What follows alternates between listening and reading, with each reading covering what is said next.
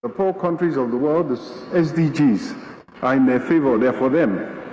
That there's no hope of getting anywhere near there because you needed $5 trillion every year, year after year, between now and 2030. So forget it.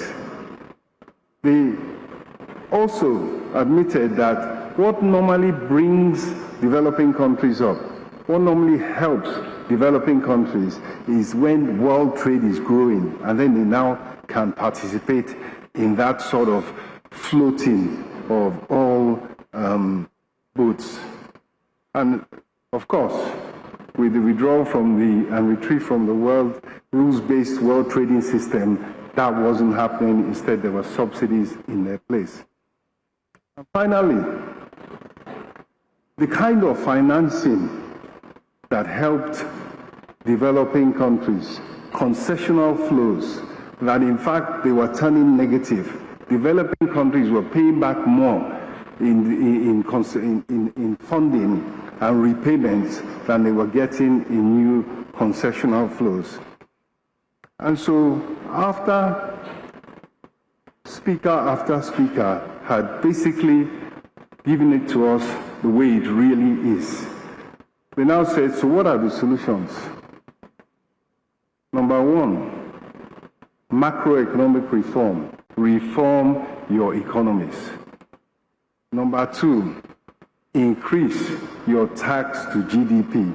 We heard today that the Nigerian tax to GDP ratio is currently of the order of, has improved to about 13% of GDP. In the developing world, in the developed countries, it's 60%. That's when the government has enough money to invest in infrastructure, health, education, the basics that provide an economic platform for hopefully growth and development. The third thing was that we should apply technology to our revenue effort.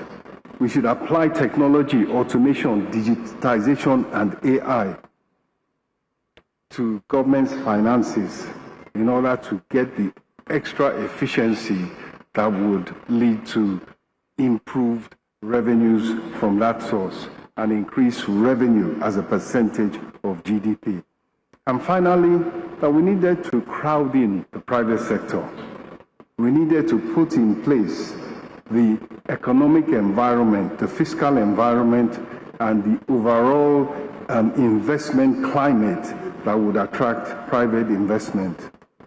If you look carefully, those are exactly what is happening in Nigeria at present. Macroeconomic, improved tax reform, application of technology to the revenue effort, and crowding in the private sector through PPPs, through improving incentive framework.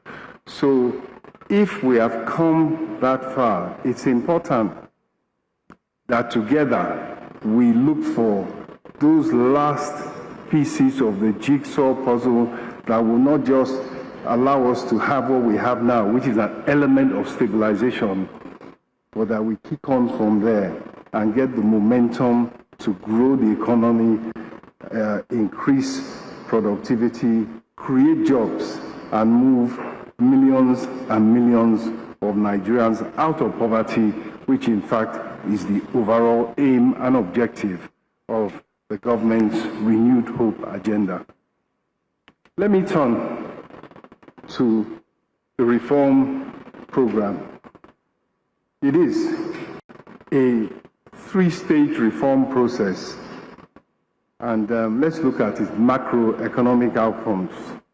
The purpose of our reform journey is to break the cycle of macroeconomic instability that has historically, as we all know, undermined growth. The vulnerability, the challenges of the past, vulnerability to external shocks, especially, of course, the oil price fluctuations, fiscal and external imbalances, high food and energy costs, high cost of living, high inflation, and a weak investment environment, and a shortage of globally competitive labor. In response to that, there has been, as we all know, and we heard earlier, and we've heard throughout the day, market correction. The key prices, the price of market pricing of petroleum products, market pricing of foreign exchange as the key prices in the economy to restore competitiveness and, of course, attract investment. And then following on from that, macroeconomic stability, anchoring inflation. We heard this morning that the key, the number one target of macroeconomic policy must be to fight inflation, because once you have inflation not under control, the poorest and the most vulnerable suffer the most, and even others that are able to perhaps resist and pass on some of these costs, they too do not have an environment in which they can plan for investment. And the ultimate aim is inclusive, rapid economic growth to move millions out of poverty. Our outcomes, and I think we do have to be guided by the data. By Q2, the economy was growing over 4% per annum. And I think many were surprised by that and felt that it was a real inflection point. And in particular, because the target overall is to get to about 7% per annum growth, because that will be more than double population growth, and you know people are being lifted out of poverty. We all know without rapid growth, you cannot reduce poverty. But the important and interesting fact is that industrial growth, industrial output that creates jobs, was actually growing over 7% over that target. So even though the economy as a whole was not giving us 7% per annum growth, we can see the direction, we can see indications that we can reach that level of growth. So that's a very important indicator that we're going in the right direction, I would put it. Inflation has eased, but of course at above 20% it is still high, and it is being supported by exchange rate stability. It is being supported by lower energy prices, and agricultural production is up. Food, improved food supply is helping to anchor inflation, but it's an ongoing challenge, which I think many here look at the interest rates and they say that they're relatively high and they're difficult to invest and it's difficult to borrow. But I think we all agree that we have to prioritize the fight against inflation. Still looking at the macroeconomic outcomes, we all know the story of the foreign exchange reserves and the exchange rate, and what a tremendous job central bank has done in that sphere.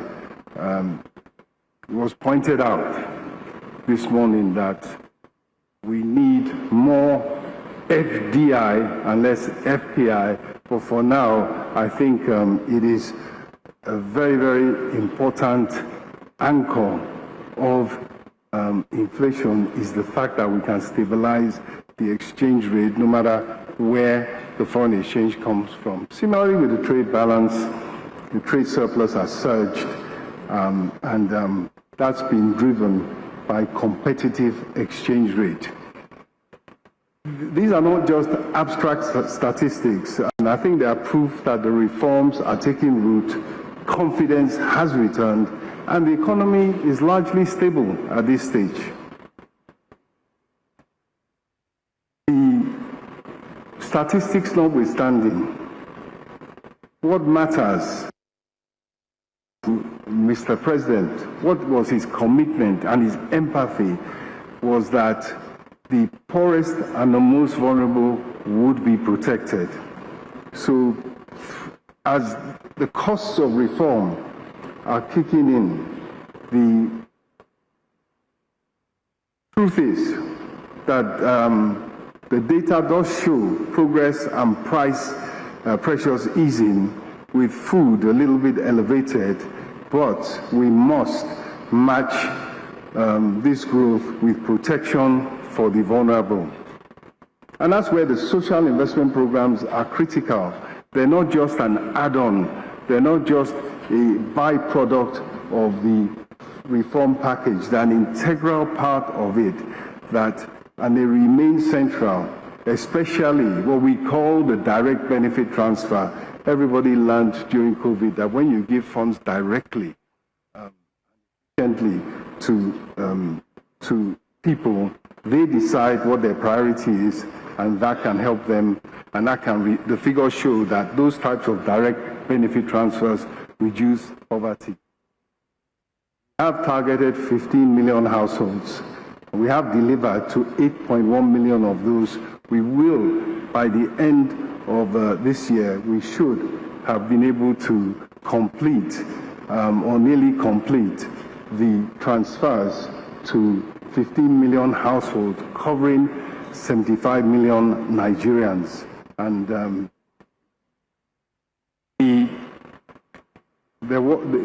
recent announcement that about 335 billion naira had already been dispersed was met in some quarters with some doubt, with skepticism, and we can understand it, because the history of the social investment program, the early history, was fraught with difficulty.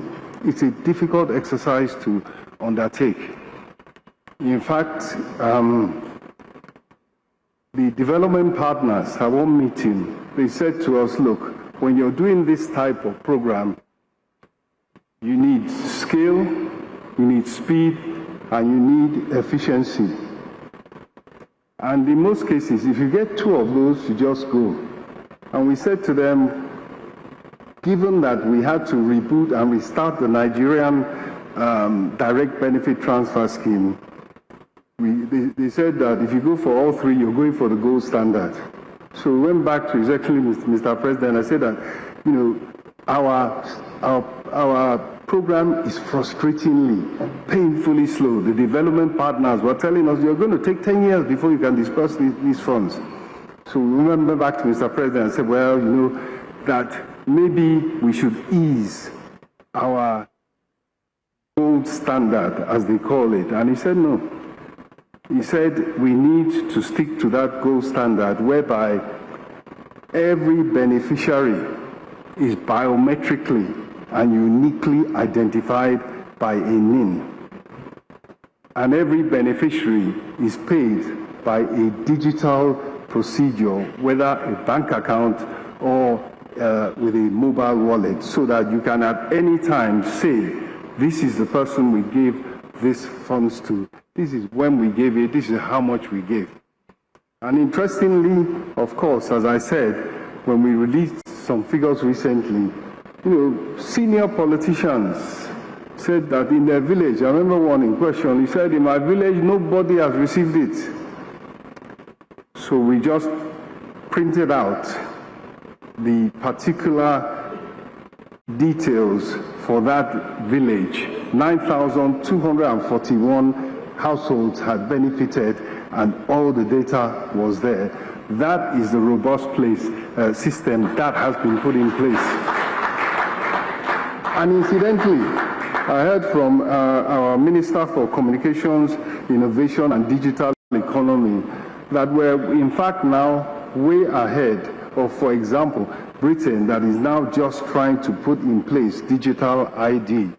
So we do have what you need in a modern economy, a way of reaching people that you want to help, not just on a one-off basis, but on a sustainable and continuous basis. So what we have now, whether it is every year in the budgets or at any particular time, we have and we are building a robust database of Nigerians who can be uniquely identified and reached and helped by the government. That is part of a modern economy. That is part of empathy and thinking about ensuring that the poorest and most vulnerable are helped and that nobody is left behind, which is the promise of the renewed hope agenda. In terms of human capital development, let me stay on that all-important thing. We do have the Nigerian Education Loan Fund, interest-free loans for students who otherwise wouldn't have access to paying their school fees, they wouldn't have access to upkeep funding. We have the National Digital Health Infrastructure, which is making sure that we improve the quality and the numbers of people in the health industry. And then we have the value chain improvement in the pharmaceutical industry. And not before time, you know, when we lost, I think, in the health sector from the funding of WHO, we lost about $800 million of support for health, for tuberculosis treatment, AIDS treatment, and malaria treatment. Our Honorable Minister for Health and Coordinating Minister of Social Welfare went back to the drawing board, and he came back and he said, I can replace those funds with 200 million, with 25% of the funds using smart purchases, buying from other jurisdictions, and so on and so forth.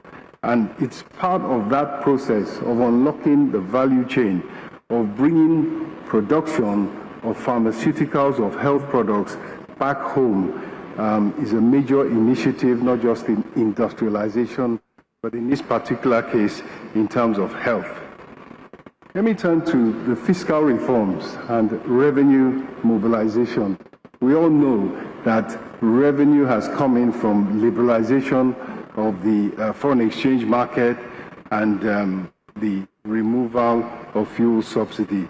The big dividend was about, I think, up to 5% of GDP released back into the Federation, which was previously being shared essentially by the beneficiaries of those of the foreign exchange allocations and, of course, of the fuel allocations.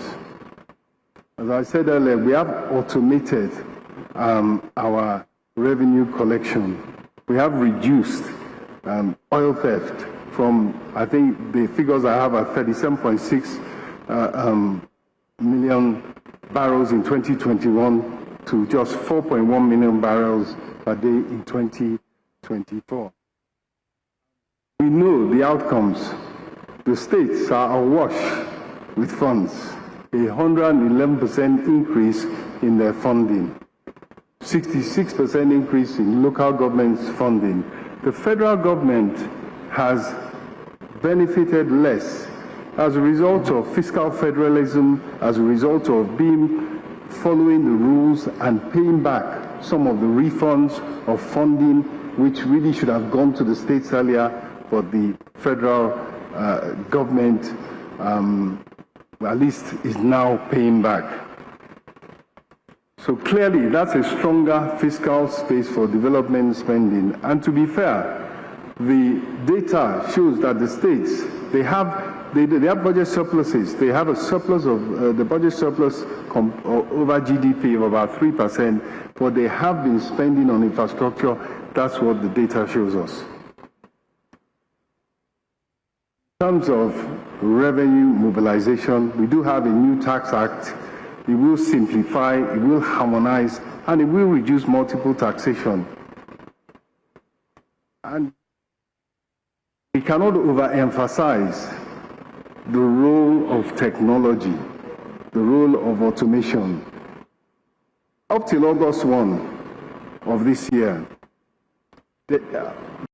despite all the efforts, it took up till August 1 this year for us to have a situation where we could see the accounts of the federal government at CBN. It's something you all have with your commercial banks.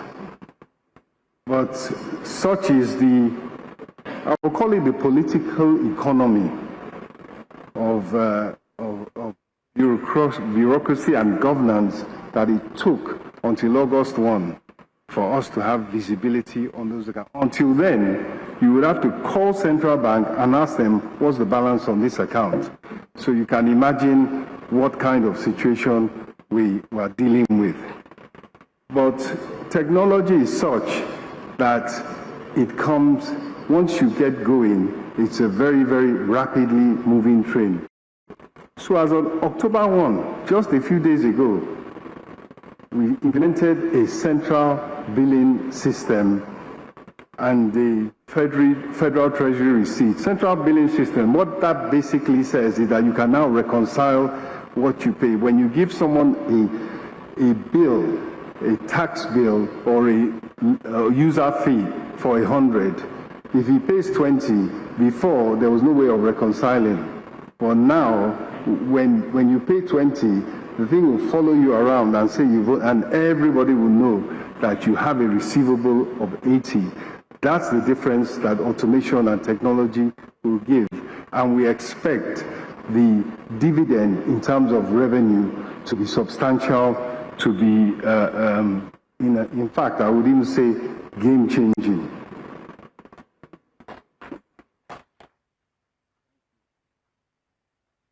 Likewise, and I must say that it is our responsibility to bring in to the federal government's coffers all the funds that are due to the people of Nigeria. We need cooperation, we need enforcement, because there's federal government money lying outside the TSA, lying outside of central bank, and it is our determination to make sure we we reel in every single penny. And it requires, to an extent, an elite consensus. It requires people to do the right thing. But with technology, even if they won't, we will see it and we will make them do the right thing in favor of Nigerians. There is, and I think we've all heard about it, the asset management, asset monetization, and divestment to an extent. We have BPP, we have Ministry of Finance Incorporated. We have assets of the federal government that need to be optimized. And in some cases, we need to invest more in them, such as the mandate that NNPC has to ramp up production, attract more investment and ramp up production. Shell were telling us today they've invested $5 billion in Bonga as a result of the new improved investment environment. So once you get things right, it comes thick and fast. And likewise, the private sector is where the funds are. And it is the private sector that we are looking to come to the table and make the investments based on an improved investment environment. And of course, you have private-public sector opportunities across the board. You are a very, very knowledgeable audience, so you are well-versed in the fact that whether it's transport, energy, agriculture, digital infrastructure. I heard you had a session with Dr. Bosun Tijani, who has the Bridge Project, which of course speaks to the youth demographic and empowering them to be able to be skilled enough to do the role they will have to play. Is they are going to be the workforce of the world. The numbers, the demographic say that Africa will be 25% of the world's workforce by 2050, and a huge chunk of that will be Nigerians. But we have to empower them, we have to upskill them. You know, when you go to Europe, you see everybody in cafes, and you wonder who is doing the work. It's going to be Nigerians from Nigeria across the internet, providing good services, sending goods even, providing services, training, consulting, tax advice, business support services. And so we need to be skilled for that, and we need to be empowered by way of infrastructure for that. In terms of expenditure management, there are the pressures. And when we talk about the fight against inflation, when we talk about the monetary side of things, it's important to remember the fight against inflation really started on the fiscal side. The day you stop ways and means, you stop printing of money, and instead you have to go to the market and make your case for funding. And the first thing that we had to do in 2023 was even offer higher rates for T-bills, because we had to attract the funding in to be able to finance the budget deficit that we had. And so we did lead that charge. And also, it's a huge challenge. Interest rates in 2023 were 8%. By November 2024, they are 24%. So you can imagine the debt servicing burden and the increase in spending required in that critical area. But overall, our development needs do remain high. The infrastructure stock is less than 80% of GDP. The global average is 75%. And of course, we have talked about the poverty reduction imperative.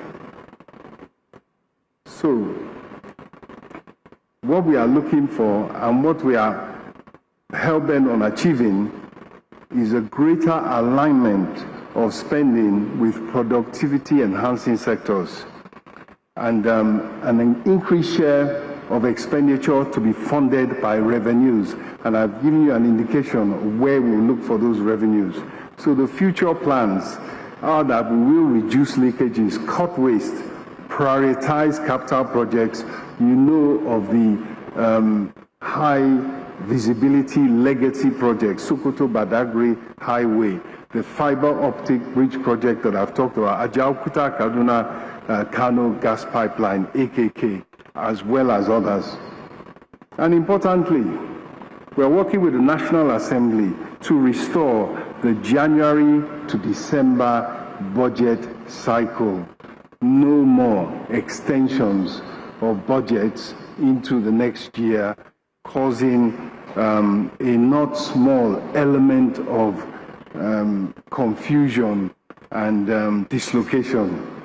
We've talked to the National Assembly, and we're sure that we restore that normalcy in that area. Let me turn to the debt management strategy. As I've said, and I don't want to overemphasize too much, definitely we have been faced with elevated debt service, and the answer to that is revenue. The answer to that is to increase revenue and therefore make debt affordable, and at the same time, the debt ratios are comfortable. Under the rebased GDP, I think it's less than 40% of GDP is the debt to GDP ratio. We are focusing on green bonds, sukuk bonds, diaspora bonds, all of which are priced below the euro bonds. And we are going to make greater use of the multilateral development banks reform. They say that now they will be able to give guarantees, they will be able to provide us with cheaper financing, which in fact we look forward to.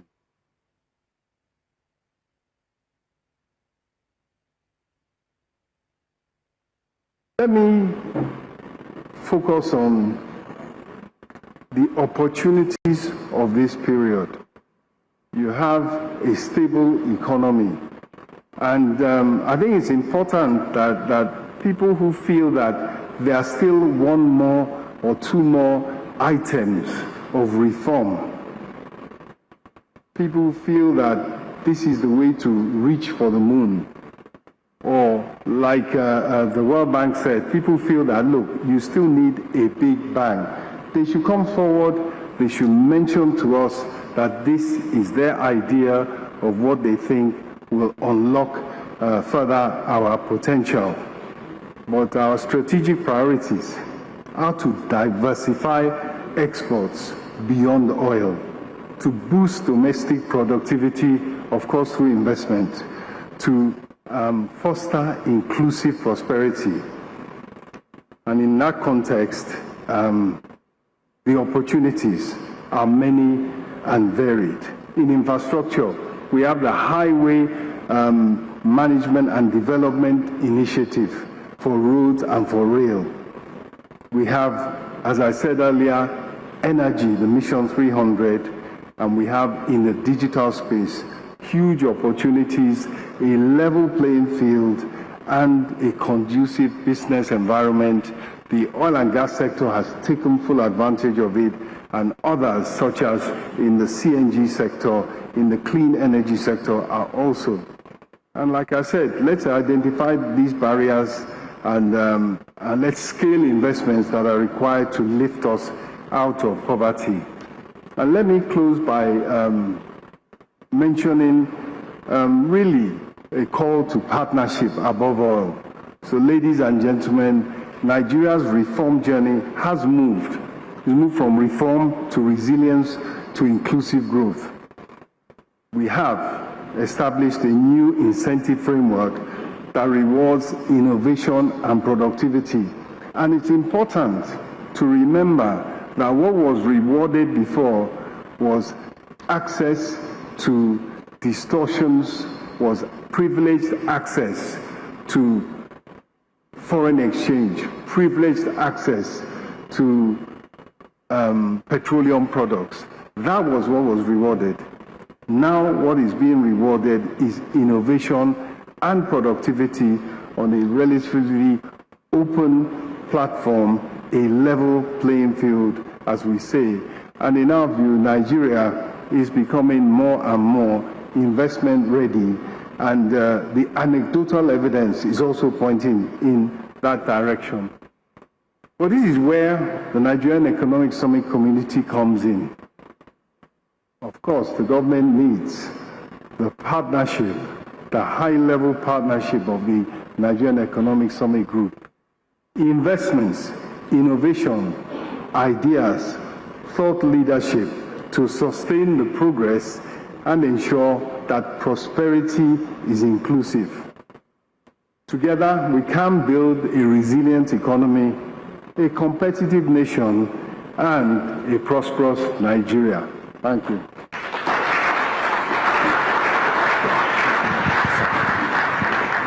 Yes. Thank you very much. The Honourable Minister will take his seat for a fireside chat. Very quickly, let me welcome here Ms. Nancy Ilo Nnaji, who brought her A game at the first plenary this morning. Nancy, you have just 20 minutes to do this, or even less. You should be less. Are you ready? Yes, I'm good. Okay, go ahead. So, good evening, Your Excellencies, guests, ladies and gentlemen. Thank you, Honourable Minister, for your presentation. I was listening to you very rapidly, and you've shown us the numbers, definitely the three-stage reform journey to the macroeconomic conditions that we have, and definitely finally inclusive growth. Narrowing FS gaps, you did tell us about that, the disinflation we're seeing, and a fiscal reform are to really boost revenues and curb leakages. So this fireside chat is about taking that conversation deeper, beyond what you've done. Let's try as much as possible to interrogate what you've said. So the real question really will be, how do these reforms that you've itemized translate into tangible prosperity for Nigerians and sustainable growth for the economy? My question will be, let's say about 15 or 20 minutes as I've been told, and I would itemize it into like 4 areas. First, let's start with growth and poverty reduction. Honourable Minister, your presentation was with an ambitious 7% GDP growth target. We're doing about 4.23% now as at Q2 this year. What are the specific policy drivers that that would bridge that gap? Earlier on in the morning, I think, was it Mr. Lusoya that said it, or one of the presenters, that we need a double-digit economic growth of about 15%. So how do you intend to bridge that gap? And how does this growth that we're seeing really translate into meaningful poverty reduction and improved living standards for people? Thank you very much, Nancy. And I think it's one step at a time. When you talk about 4.23% growth in the second quarter of 2025, you're really talking about a step change. You're talking about the fastest growth in the last 5 years. You're talking about an acceleration of growth. And definitely the answer to lifting millions of Nigerians out of poverty is, number one, investments that grow, that increase productivity, that grow the economy, that create the jobs, that give them the incomes. And so when you have rapid economic growth, you have a good chance of having good jobs that lift people out of poverty. And as you said it's a three-stage process that started with getting rid of the major distortions that were like the knee on the neck of the Nigerian economy.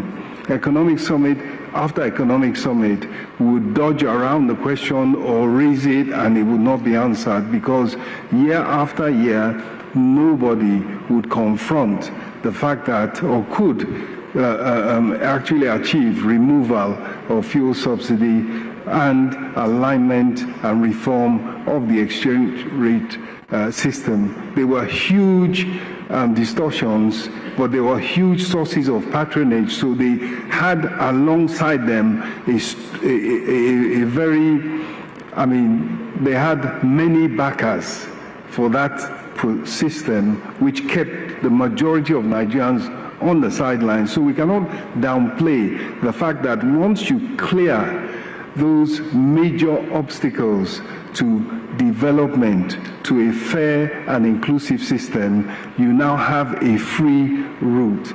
Having stabilized the economy, where we are now, it depends on each and every one of us.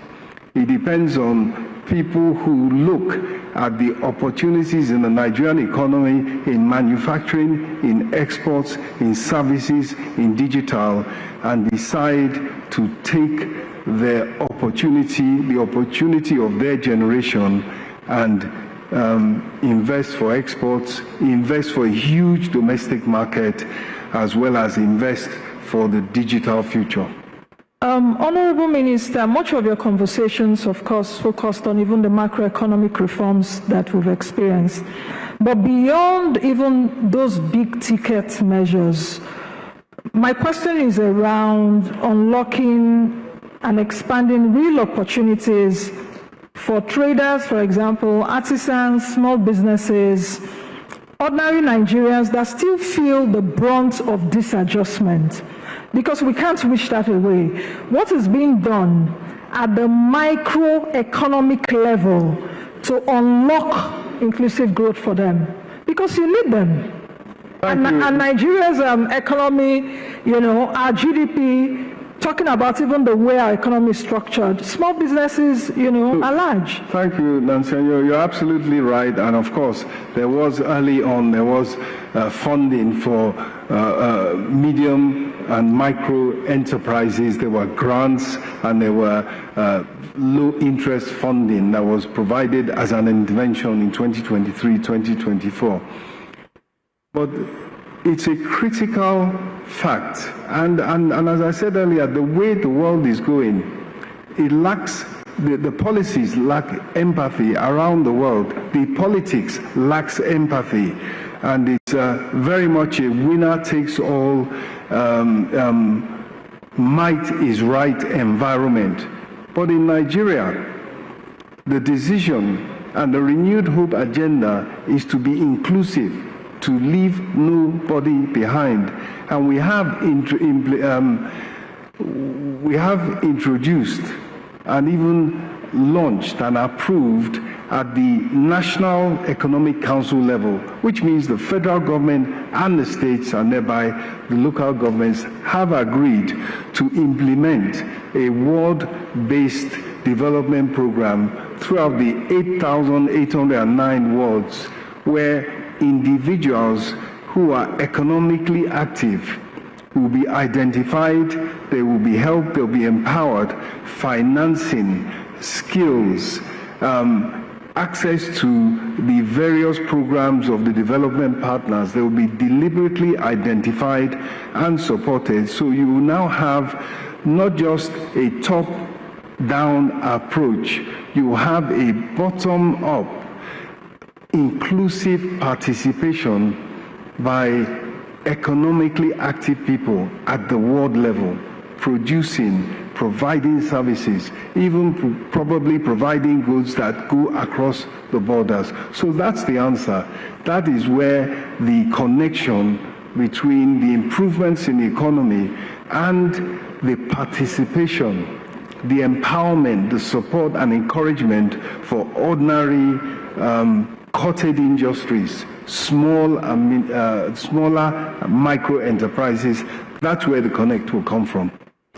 Honorable Minister, revenue mobilization still remains government's Achilles heel, and it's not just even about this administration. It's been with other administrations, and you've spoken about, of course, the new tax laws which would come into place early next year.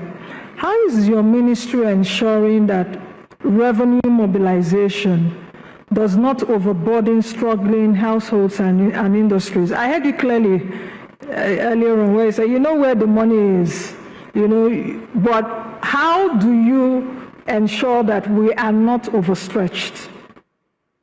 I think that there's been very little by way of increased taxes or charges by the federal government. If anything, the opposite. There have been waivers on excise duty, waivers on VAT for CNG and so forth. So if anything, the incentive framework has been improved, and the burden of taxation, including under the new tax acts, the burden of taxation on the lower income and the smaller businesses is actually being lifted. But the important aspect of revenue mobilization is not so much exhortation, asking people to do the right thing. It is technology. In the past, that's what others have done. That's what Mr. President did when he was in Lagos, and that's what he's doing now. And I must say that application of technology in the last week or so has revealed figures which we don't want to announce because they're so large. But that is the answer, that is the way, that is our responsibility to go and collect what's due to Nigerians. So I don't think it's a question of overburdening individual taxpayers. Yes, widen the tax net, but I repeat, what will take us there is technology that will make it easier for people to file, to pay, and it will give us a clear insight as to where government revenue is, and we make sure, if we make sure that we collect what is out there, we won't have to increase taxes. Honorable Minister, if you had to distill President Bola Ahmed Tinubu's economic vision into one clear line, and of course you go out, you sell Nigeria, and if you are asked this question, beyond stabilization and reform, what will that economic strategy be? Would it be that of growth first and perhaps redistribution later, or a simultaneous pursuit of both? And how will this administration measure success? Is it by GDP growth, which you mentioned earlier, job creation, or perhaps reduction in inequality? There's only one measure. There's only one measure of economic development. There's only one measure of success. There's only one measure of leadership of a country, and that is moving millions and millions of Nigerians out of poverty in the nearest future. That's the aim of Mr. President. That's the aim of his strategy, his policies, and his programs. And he has been very specific about it. And if you say that we're now at 4 5% plus growth. Clearly, coming from 3, it means that we're going in the right direction, and the target, the near-term target, is 7% per annum GDP growth.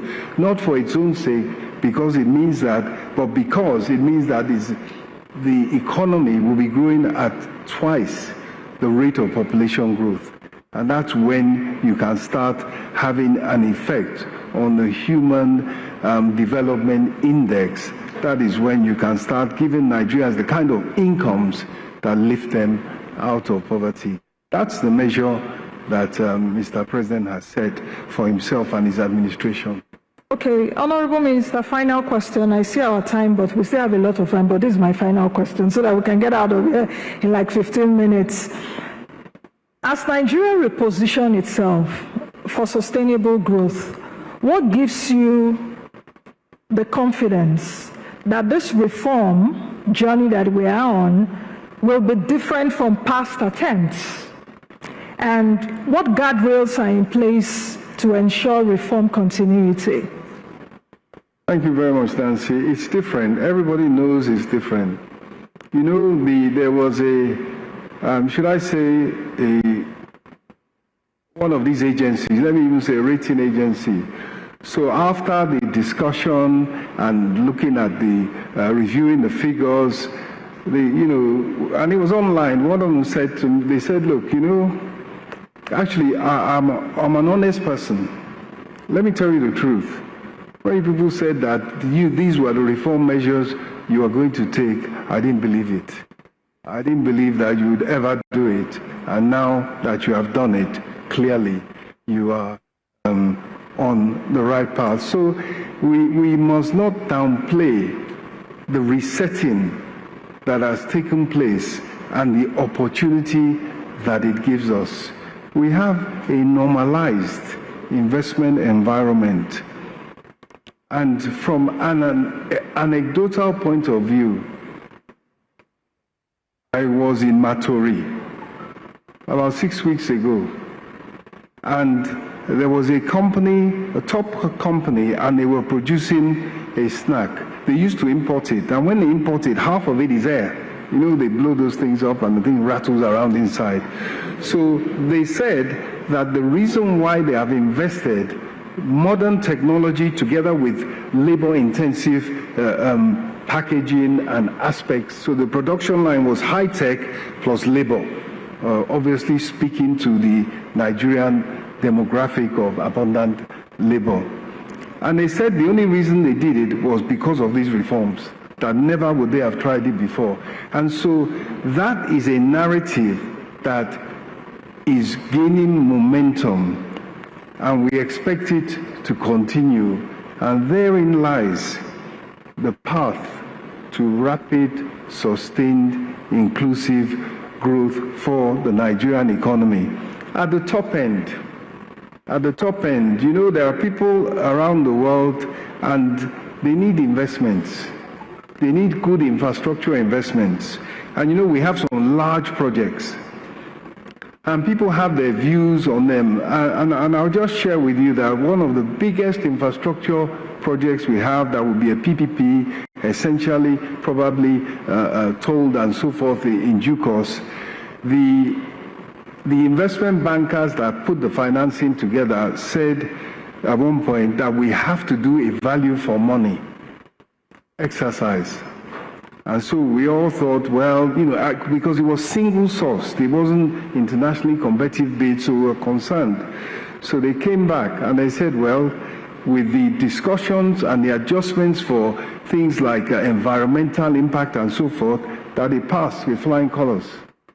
That wasn't always the case. There's another $1 billion project, and the investment banker said, we can't do it. And we said, but you're leaving us in the lurch, you're backing away. And they said, no, that it doesn't pass the test. So what we're saying is that Nigeria is putting in front of international global investors the kind of projects that they can identify with and they can invest in at scale. Even the World Bank has turned around and said, we need to be looking at larger we need to be looking at more impactful projects. So you have a Nigeria that the development partners, the bilateral investors, the sovereign wealth funds, as well as the private investors, as we saw earlier this week, they are all looking at Nigeria as a destination for investment. It has never happened. There's never any time that we have been in this economic summit that you have had that narrative about the Federal Republic of Nigeria. That is what has changed. That is the hope for the future. And that is definitely what I personally believe is going to make the difference this time around. And with that, thank you. And with that, thank you very much, Honorable Minister, for the fireside chat. Thank you, everyone. Thank you, Nigel.